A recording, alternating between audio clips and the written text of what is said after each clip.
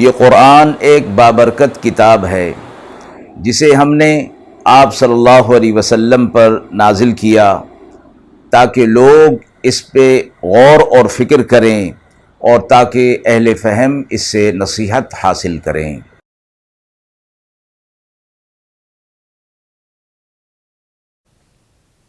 बिस्मिल्लाहिर्रहमानिर्रहीम। अस्सलामु अलैकुम वरहमतुल्लाहि वबरकातुहू। नाज़रीन किराम, दर्स कुरान मजीद के आज के इस प्रोग्राम में हम सूरतुल फ़ुरक़ान की आयत नंबर 10 ता आयत नंबर 20 का तर्जुमा और तफसीर पेश कर रहे हैं और आखिर में पूछे गए सवाल का जवाब होगा। अऊज़ु बिल्लाहि मिनश शैतानिर रजीम। बिस्मिल्लाहिर रहमानिर रहीम। तबारकल्लज़ी इन शाअ जअल लक खैरम मिन ज़ालिका जन्नातिन तजरी मिन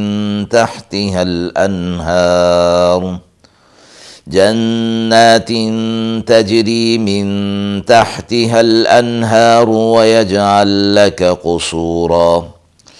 बल कज़्ज़बू बिस्साअति वअअतदना लिमन कज़्ज़ब बिस्साअति सईरा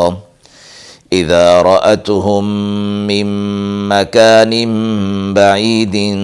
समिअू लहा तग़य्युज़न व ज़फ़ीरा वइज़ा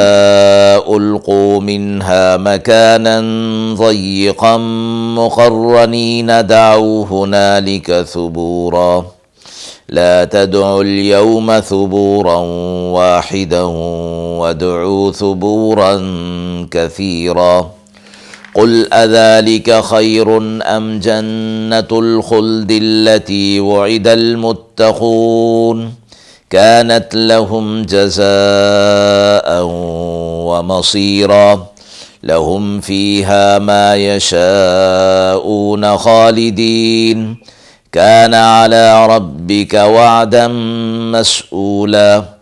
वयौम यहशुरुहुम वमा यअबुदून मिन दूनिल्लाहि फयक़ूलु अअंतुम अज़लल्तुम इबादी हाउलाइ अम हुम ज़ल्लुस्सबील क़ालू सुब्हानक मा कान यंबग़ी लना अन नत्तख़िज़ मिन दूनिक मिन औलिया वलाकिन मत्तअतहुम व आबाअहुम हत्ता नसुज़्ज़िक्र व कानू क़ौमन बूरा फ़क़द कज़्ज़बूकुम बिमा तक़ूलून फ़मा तस्ततीऊन सर्फ़न वला नस्रा वमन यज़लिम मिनकुम नुज़िक़हु अज़ाबन कबीरा वमा अरसलना क़ब्लक मिनल मुरसलीन इल्ला इन्नहुम लयअकुलून अत्ताअम व यमशून फ़िल अस्वाक़ वजअलना बअज़कुम लिबअज़िन फ़ितनह अतस्बिरून व कान रब्बुक बसीरा। आयत मुबारका का तर्जुमा मुलाहिज़ा फ़रमाएँ। बड़ी बरकत है उस ज़ात की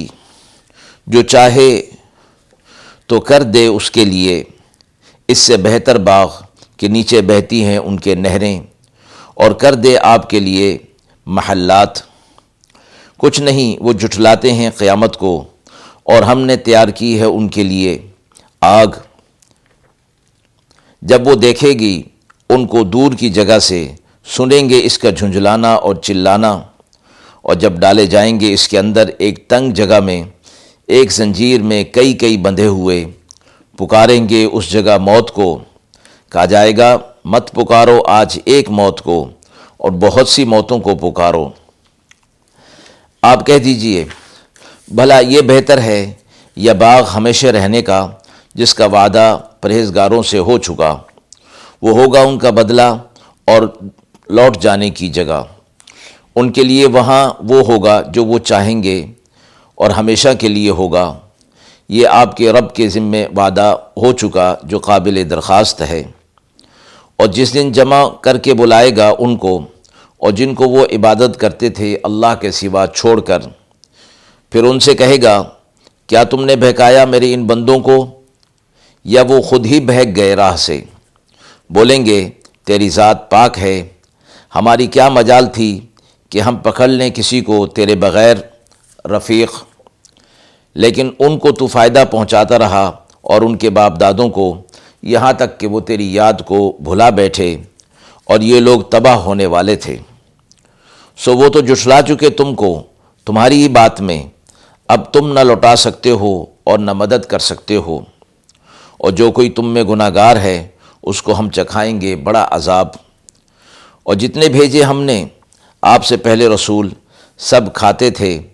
کھانا اور پھرتے تھے بازاروں میں، اور ہم نے کر رکھا ہے تم میں سے ایک دوسرے کے لیے ایک دوسرے کو آزمائش، تاکہ ثابت قدم بھی رہیں، اور آپ کا رب سب کچھ دیکھتا ہے۔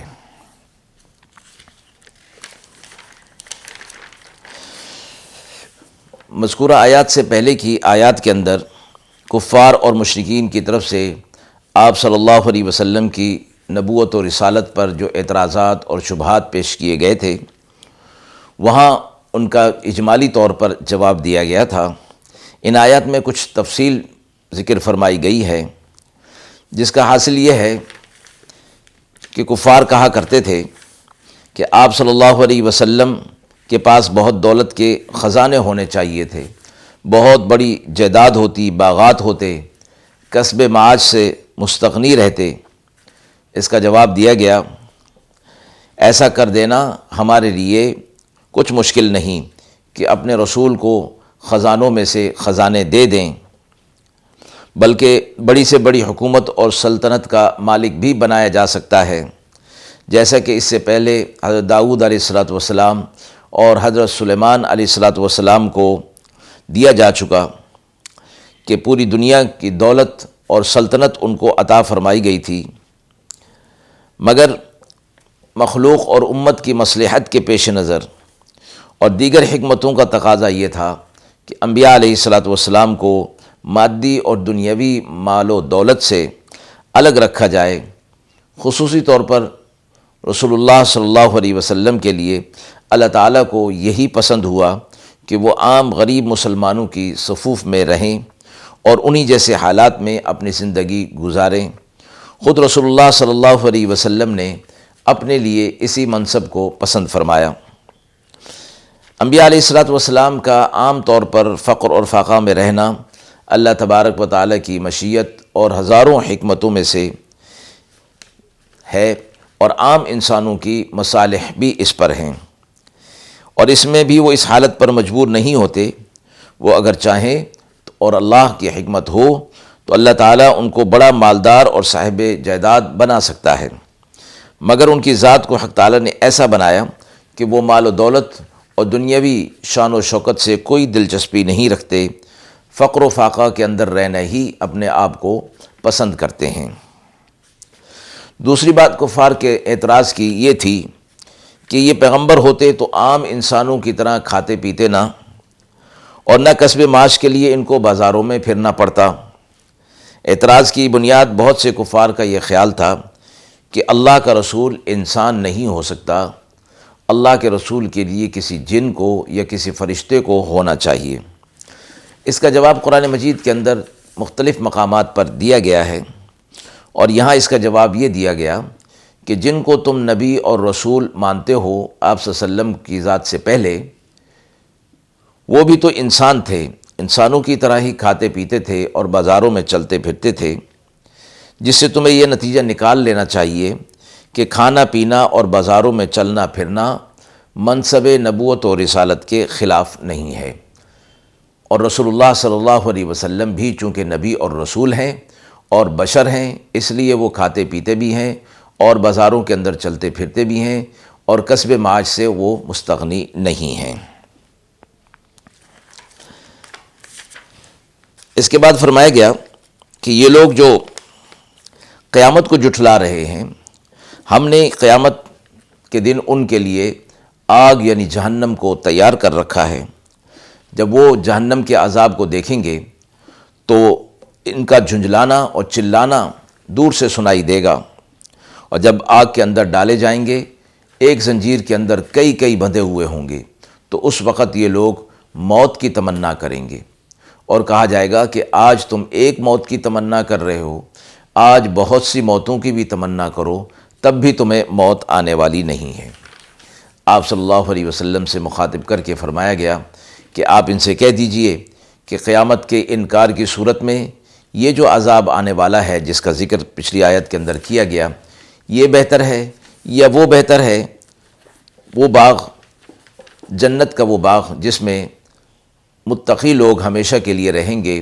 اور ان متقی لوگوں کے ساتھ اللہ رب العزت کا وعدہ ہو چکا ہے، اور جو کچھ وہ چاہیں گے وہاں پر ہوگا، اور آپ کے رب نے یہ وعدہ اپنے ذمہ لے لیا ہے۔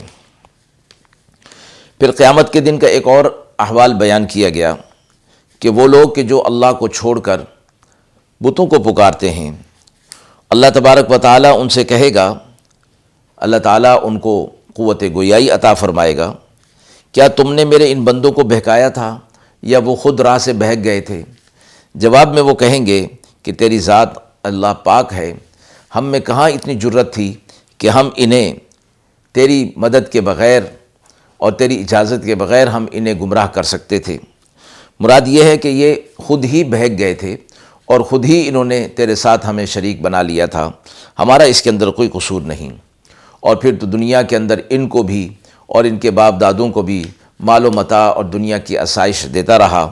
جس کا نتیجہ یہ ہوا کہ وہ تجھے بھلا بیٹھے، تیری یاد کو بھلا دیا اور آخرت کو بھلا دیا، تو تباہ اور برباد ہو گئے۔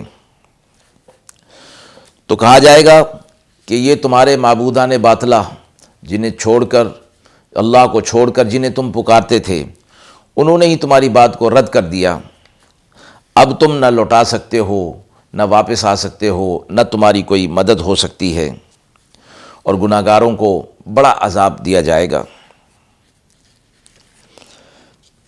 دنیا میں انسان جو ایک دوسرے کو کے اوپر اللہ رب العزت نے ایک دوسرے کو فضیلت دی ہے، فرمایا گیا کہ یہ ہم نے آزمائش کے طور پر دی ہے۔ ایک دوسرے کی حالت مختلف ہوتی ہے، اس طریقے پر اللہ تبارک و تعالیٰ ان کی آزمائش اور امتحان کر رہا ہوتا ہے، تاکہ یہ لوگ ان ایسے معاملات کے اندر رہتے ہوئے بھی شریعت پر اور حق پر ثابت قدم رہیں۔ فرمایا آپ کا رب تو سب کچھ دیکھتا ہے، سارے انسانوں کے حالات اس کے سامنے ہیں، اور پھر اسی کے مطابق قیامت کے دن وہ فیصلہ فرمائے گا۔ آیت کے حوالے سے سوال پوچھا گیا ہے کہ انسانوں میں معاشی طور پر برابری نہ ہونے میں کیا حکمت رکھی گئی ہے؟ اللہ تبارک و تعالیٰ کو یہ قدرت حاصل تھی کہ وہ سارے انسانوں کو یکساں طور پر پیدا کر دیتا، سب مالدار ہوتے، کوئی غریب نہ ہوتا، مفلس نہ ہوتا، سب تندرست ہوتے، کوئی بیمار نہ ہوتا، سب کو عزت اور جاہ کے اعلیٰ مرتبے پر فائز کر دیتا، کوئی رتبے میں ادنا یا اعلیٰ نہ رہ جاتا، مگر نظام عالم کے اندر اس سے بڑے خرابیاں پیدا ہو جاتی۔ اللہ تبارک و تعالیٰ نے کسی کو مالدار بنایا، کسی کو غریب اور مفلس بنایا، کسی کو قوی بنایا، کسی کو ضعیف بنایا، کسی کو تندرست، کسی کو بیمار، کسی کو صاحب عزت، کسی کو گمنام۔ اس طرح کے اختلاف اور مختلف احوال جو لوگوں کے اوپر ہیں، یہ ہر طبقے کا امتحان اور آزمائش فرمائی گئی ہے۔ غنی کے شکر کا، غریب کے صبر کا امتحان ہے، اسی طرح بیمار کا، تندرست کا حال ہے۔ اس لیے رسول اللہ صلی اللہ علیہ وسلم کی تعلیمات میں ہے کہ جب تمہاری نظر کسی ایسے شخص پر پڑے جو مال و دولت میں تم سے زیادہ ہو، یا صحت و قوت اور عزت اور جاہ و جلال میں تم سے زیادہ ہو، تو تم فوراً ایسے لوگوں پر نظر کرو جو ان چیزوں میں تم سے کم حیثیت رکھتے ہیں، تاکہ تم حسد کے گناہ سے بھی بچ جاؤ اور اپنی موجودہ حالت میں اللہ تعالیٰ کے شکر کرنے کی توفیق تمہیں حاصل ہو۔ ایک اور حدیث مبارکہ میں فرمایا گیا کہ جب تم علم اور عمل کے اعتبار سے اپنے سے بڑوں کو دیکھو تو ان پر نظر رکھا کرو، اور دنیاوی لحاظ سے اپنوں سے کم تر پر نظر رکھا کرو، تو اس طرح تمہارے دل کے اندر اللہ رب العزت کے شکر کے جذبات پیدا ہوں گے۔ وآخر دعوانا ان الحمد للہ رب العالمین۔